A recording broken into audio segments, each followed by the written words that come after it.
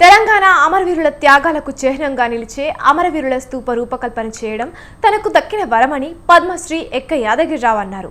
1972లో అంజయ్య, మదన్ మోహన్ల కమిటీకి తనతో పాటు అనేక మంది స్తూపం నమూనాలు అందజేశారని తెలిపారు. తాను ఇచ్చిన నమూనాను ఎంపిక చేయడం, ఆ సంవత్సరమే భూమి పూజ చేశామని అన్నారు. 2 సంవత్సరాల పాటు గన్ పార్క్ వద్ద గుడిసె వేసుకుని అమరవీరుల స్తూపాన్ని చెక్కానని తెలిపారు. అప్పట్లోనే 4 లక్షల ఖర్చు అయ్యిందంటున్న అమరవీరుల స్తూపం రూపకర్త ఎక్క యాదగిరిరావుతో మా ప్రతినిధి రాజు ఫేస్ టు ఫేస్. తెలంగాణ అవతరణ దశాబ్ది ఉత్సవాల వేడుకలకు ప్రభుత్వం సర్వాంగ సుందరంగా ఏర్పాట్లు చేస్తూ ఉంది. ప్రస్తుతం మనం గన్ పార్క్ వద్ద ఉన్నాం.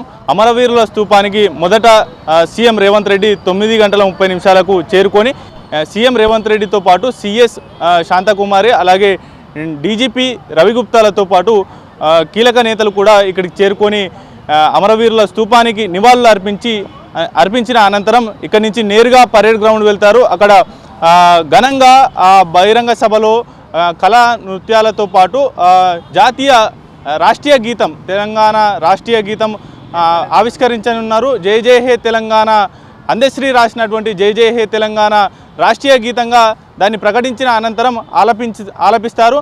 ఆ వేడుకకు కూడా సోనియా గాంధీ హాజరు కానున్నారు. సోనియా గాంధీతో పాటు తెలంగాణ ఉద్యమకారులు, ఇతర కీలక నేతలు కూడా హాజరు కానున్నారు. అయితే తెలంగాణ రాష్ట్ర ప్రభుత్వం 2 పూటల ఈ యొక్క వేడుకలు నిర్వహించాలనేటటువంటి భావనలో ఉంది. మొదట పరేడ్ గ్రౌండ్లో ఈ యొక్క వేడుకలు నిర్వహించిన అనంతరం ట్యాంక్ బండ్ మీద కళా నృత్యాలతో భారీ ఎత్తున ఈ యొక్క వేడుకలు సాయంత్రం 7 గంటల తర్వాత నిర్వహించాలనేటటువంటి ప్లాన్లో ఉంది. ప్రస్తుతం మనం గన్ పార్క్ వద్ద ఉన్నాం.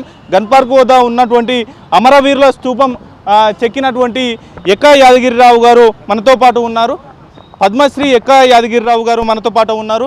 సార్, ఎట్లా రూపకల్పన చేశారు, ఏంటి, ఎంత సమయం పట్టింది, ఎప్పుడు భూమి పూజ చేశారు, ఏంటి ఓవరాల్గా ఈ యొక్క అమరవీరుల స్తూపమే దాదాపుగా తెలంగాణ రాష్ట్రీయ చిహ్నంలో పెట్టేటటువంటి ఆలోచనలో రాష్ట్ర ప్రభుత్వం కూడా ఉంది. దీన్ని ఎట్లా చూస్తారు?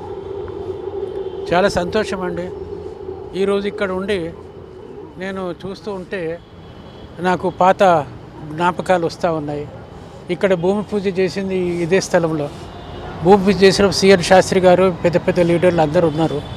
వాళ్ళతో సహా నేను భూమి పూజ చేసినాక ఇక డిజైన్ సెలక్షన్లో అంజయ్య గారు, మదన్ మోహన్ రావు గారు, మాణిక్రావు గారు, లక్ష్మీనారాయణ ముదిరాజ్, మేయర్ గారు, ఈ నలుగురు కలిసి త్రూఅవుట్ కాంపిటీషన్లో ఉన్న డిజైన్ల నుంచి నా డిజైన్ ఎన్నుకున్నారు. దాంట్లో ముఖ్య కారణం ఏంటంటే నా డిజైన్ రాతిలో చేసిన వాళ్ళు అవన్నీ ఇటుకలు పేస్టింగ్ ఉండే, అది జరిగింది. నా డిజైన్ ఒక్క చేసిండ్రు. ఇక నేను వర్క్ మొదలుపెట్టిన భూమి పూజ ఇక్కడనే చేసిన. నేను ఇంకా చాలా కథలు ఉన్నాయి. అదో మహాభారతం, మళ్ళీ ఇంకోటి ఏమన్నా రామాయణం, అది అవన్నీ చెప్తే సరిపోదు. మొత్తం మీద భూమి పూజ చేసి రాళ్ళను ఇక్కడే తెచ్చిన. ఇక్కడనే పెద్ద పెద్ద రాళ్ళు, పెద్ద బోల్డర్స్ ఇక్కడనే తెచ్చిన. ఒక తడక కట్టుకొని ఆ తడకలో ఉండి ఇక్కడనే రాళ్ళు ఇక్కడనే చెక్కిన రాళ్ళన్నీ. ఇంత అన్నము, ఇంత టిఫిన్లు తెచ్చుకొని తినడము, ఆ వర్క్ చేయడము అదంతా జరిగింది. జరిగినాక తెలంగాణ మెమోరియల్ గన్ పార్క్ అనేది చాలా ప్రసిద్ధికి ఎక్కింది. ఇక్కడనే ఉద్యమాలు జరిగినాయి. గన్ పార్క్ గర్జించింది అంటే ఇంకెన్నో రకరకాలుగా ఉద్యమాలు జరిగినాయి. చివరకు మనకు తెలంగాణ రావడం జరిగింది. తెలంగాణ డిక్లేర్ అయినాక ఇమీడియట్గా ఢిల్లీ నుంచి నేరుగా గన్ పార్క్ వచ్చిండు కేసీఆర్ గారు.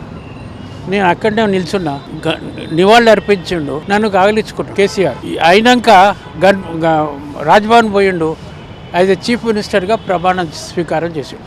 అంటే ఫస్ట్ ఇక్కడికి వచ్చిండు, నెక్స్ట్ ఇక చీఫ్ మినిస్టర్ అయ్యాడు. ఈ రకంగా దీనికి ఇంపార్టెన్స్ అప్పటి నుంచే వచ్చింది. సార్ చెప్పండి, అంటే ఈ ప్రస్తుతం ఉన్నటువంటి అమరవీరుల స్తూపానికి ఎన్ని నమూనాలు మీరు మొదట అనుకున్నారు, చివరికి ఈ నమూనా కోసం ఎంత శ్రమించారు? ఇది నేను అనుకోలేదు, నేను అనుకోలేదు. నమూనాలు వాళ్ళు తెచ్చుకుంది, గవర్నమెంట్ తెచ్చుకుంది. ఎన్ని తెచ్చుకుందో ఏమో తెలియదు. మొత్తం మీద 10, 20, 50, 100 నమూనాలు తెచ్చుకుంది. దాంట్లోకి వెళ్ళి నేను ఉడతా భక్తిగా నా నమూనా తీసుకొని పోయినా. అది అప్పుడు నా నమూనాను వాళ్ళు సెలెక్ట్ చేసిన కమిటీ ఏది? అంజయ్ గారు, మదన్ మోహన్, మాణిక్రావు, లక్ష్మీనారాయణ యాదవ్, ఈ నలుగురు కలిసి కమిటీ మెంబర్స్ వాళ్ళు ఒక కమిటీ చేయలే. కమిటీ మెంబర్స్ వాళ్ళే నా డిజైన్ సెలెక్ట్ చేసి నాకు ఇచ్చిండ్రు. దైవ కృప నేను ఏ విధంగా దేవుణ్ణి మొక్కాలను, దైవకృప ఏ విధంగా ఉందో తెలియదు, కానీ మొత్తం మీద చాలా శ్రమపడ్డా మెమోరియల్ కట్టడం జరిగింది. ఓకే, అంటే పూర్తిగా రాతితోనే ఈ యొక్క డిజైన్ చేశారు. మొత్తం ఎంత సమయం పట్టింది సార్ ఇది ఒక డిజైన్కు తుది రూపానికి రావడానికి? ఎంత శ్రమించారు, ఎంత కాలం పట్టింది? ఇది 1972లో స్టార్ట్ అయింది, 74లో కంప్లీట్ అయింది. 74లో 75 ఆ ప్రాంతంలో వరల్డ్ తెలుగు కాన్ఫరెన్స్ అయింది ఇక్కడ. అక్కడ నన్ను పిలిచి ప్రెసిడెంట్ తోటి నాకు సన్మానం జరిగింది, ఫక్రుద్దీన్ అలీ అహ్మద్. అప్పుడు సన్మానం జరిగింది నాకు. ఆ సంతోషమే మిగిలిపోయింది నాకు. ఇక తర్వాత ఈ మెమోరియల్ను ఇనాగ్రేషన్ కాలే. అందరు వాడుకుంటున్నారు, అందరు చేయగొడుతున్నారు, అందరు వచ్చి మొరబెట్టుకుంటున్నారు. కానీ దీన్ని ఇనాగ్రేషన్ చేయాలి, ఇది చేసినోడు ఎవడు, వాడిని దగ్గర పట్టుకోవాలి, వానికి ఒక దండనో షాలోనో కప్పాలి. మినిమం ఖర్చు కదా, మినిమం ఒపీనియన్ కదా, అది కూడా చేయలేదు. ఇప్పటికి కూడా ఇనాగ్రేషన్ కాలేదా సార్? అదే కదా చెప్పి నా బాధ అదే కదా. ఓకే, 1972 నుంచి 74 కంప్లీట్ అయింది. 74 నుంచి ఇంతవరకు ఇనాగ్రేషన్ కాలే, ఒక పలకలేదు ఇక్కడ. ఓకే, ఇది ఒక డెకరేటివ్ పీస్ అనుకుంటారు ఇక్కడికి పోయేటోళ్ళు వచ్చేటోళ్ళు. మీకైతే ఆయనతో తెలియదు. ఫస్ట్ జనరేషన్ మాది, సెకండ్ జనరేషన్ అంతా మర్చిపోయింది, వాళ్ళకి ఏం తెలియదు. ఇక వచ్చే జనరేషన్ అయితే ఆయనతో ఆయన మర్చిపోతారు. అందుకొరకు ఇక్కడ పలక పెట్టాలి. దీన్ని గవర్నమెంట్ లాంఛనాల ప్రకారంగా ఇక్కడ ఇనాగ్రేట్ చేయాలని మీ ద్వారా నేను ప్రార్థిస్తున్నాను. ఓకే, ఇది ప్రభుత్వం దృష్టికి ఏమైనా తీసుకుపోయే అవకాశం ఏమైనా ఉందా సార్? కొత్తగా కాంగ్రెస్ ప్రభుత్వం ఏర్పడింది, రేవంత్ రెడ్డి సీఎంగా ఉన్నారు, ఆయన దృష్టికి తీసుకువెళ్ళే ప్రయత్నం ఏమైనా చేసిరా? ఎవరి దృష్టికి నేను ప్రయత్నం చేయాల్సిన అవసరం లేదండి. ప్రయత్నం చేసే వాళ్ళు అందరూ చేస్తూనే ఉన్నారు. పబ్లిక్లో ఇది ఉన్నది. పబ్లిక్ మినిస్టర్ల దగ్గర పోయింది, ఇదివరకు గవర్నమెంట్ల దగ్గర పోయింది, ఇదివరకు మినిస్టర్లు కలిసిండ్రు, కేసీఆర్ని కలిసిండ్రు, అన్నీ అయినాయి. కేసీఆర్ ఇంతవరకు పట్టించుకోలే. ఇప్పుడు పాపం అంటే పాపం అనకూడదు, కానీ ఈజ్ ఎ గ్రేట్ మ్యాన్. ఎవరు? రేవంత్ రెడ్డి గారు is a great among the greatest man. He has recognised this memorial. And అది ఆయన ఏం చేయాలో ఆయన చేస్తాడు.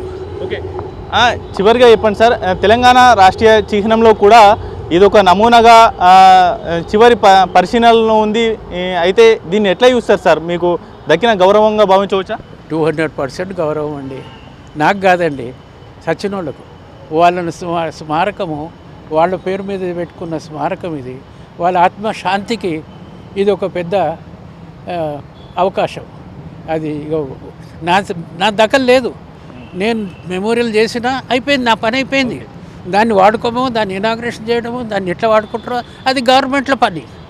అందుకు ఇప్పుడు కనీసము is a great among the greatest politician of Hyderabad, Telangana మన రేవంత్ రెడ్డి గారు. దీన్ని ఏ రకంగా తీసుకుపోతాడో ఆయన ఇష్టం. అంటే పూర్తిగా మీ ఖర్చులతోనే 2 ఏళ్ల పాటు శ్రమించి ఇక్కడే ఒక గుడిసె వేసుకొని ఈ యొక్క అమరవీరుల స్తూపాన్ని చెక్కారు. అయితే మీకు చివరిగా దక్కాల్సినటువంటి గౌరవం దక్కిందా సార్? గౌరవం అయితే ఇంతవరకు దక్కలే. పైసలు కూడా రాలే. 4 లక్షల వరకు ఖర్చు అయినాయి, అది రాలే అప్పట్లోనే. ఇక రాళ్ళు తేవడం పెద్ద కథ ఉంది కదండి. మామూలు రాళ్ళు అవి. ఇక అవి ఒక్కొక్క డిస్ట్రిక్ట్ అవన్నీ చెప్పుకుంటూ కూర్చుంటే ఈ దినం సరిపోదు. చెప్పేది ఏంటంటే ఇప్పుడు నేను సొంతంగా చేసిన ఇది నా సొంత డిజైన్, నా సొంత కల్పన. దీన్ని చూసి ఇంకోటి చేయమని చెప్పండి, యాజ్ ఇట్ ఈజ్గా మక్కి టు మక్కి దీన్ని కాపీ చేయమని చెప్పండి. వాళ్ళ చేత కాదు. ఎన్ని కోట్లు పెట్టాలని చేయలేరు, అంత విలువైనది. దీనికి కారణం ఏంటంటే అమరవీరులు అనేటోళ్ళు వాళ్ళు ప్రాణాలు త్యాగం చేసిండ్రు. వాళ్ళు నన్ను వాడుకున్నారు. వాళ్ళు వాడుకున్నందుకు వాళ్ళకి నేను ధన్యవాదాలు చెప్తున్నాను. Right, thank you so much sir. ఇది ఓవరాల్గా అమరవీరుల స్తూపానికి ఎప్పటి నుంచో ప్రాధాన్యత తెలంగాణ ప్రజలు ఇస్తున్నప్పటికీ కూడా ఇప్పటికీ ఇనాగ్రేషన్ కాలేదు అనేటటువంటి ఆవేదన వ్యక్తం చేస్తూ ఉన్నారు. దీంతో పాటుగానే ఆ రోజుల్లోనే ఈ యొక్క అమరవీరుల స్తూపాన్ని డిజైన్ చేయడానికి, దాన్ని పూర్తి స్థాయిలో తుది రూపానికి తీసుకురావడానికి దాదాపు 4 లక్షల రూపాయలు ఖర్చు అయింది. కాకపోతే పూర్తిగా తన జేబు నుంచే పెట్టుకోవాల్సినటువంటి పరిస్థితి వచ్చింది. కానీ ఏ ప్రభుత్వం కూడా తనను ఆదుకున్న పరిస్థితి లేదు అనేది కూడా ఆయన ఆవేదన వ్యక్తం చేస్తున్నటువంటి పరిస్థితి అయితే ఉంది. ఇది ఓవరాల్గా తెలంగాణ ఆవిర్భావ దినోత్సవానికి సంబంధించి అప్డేట్స్. కెమెరా పర్సన్ మలిబాబుతో రాజు.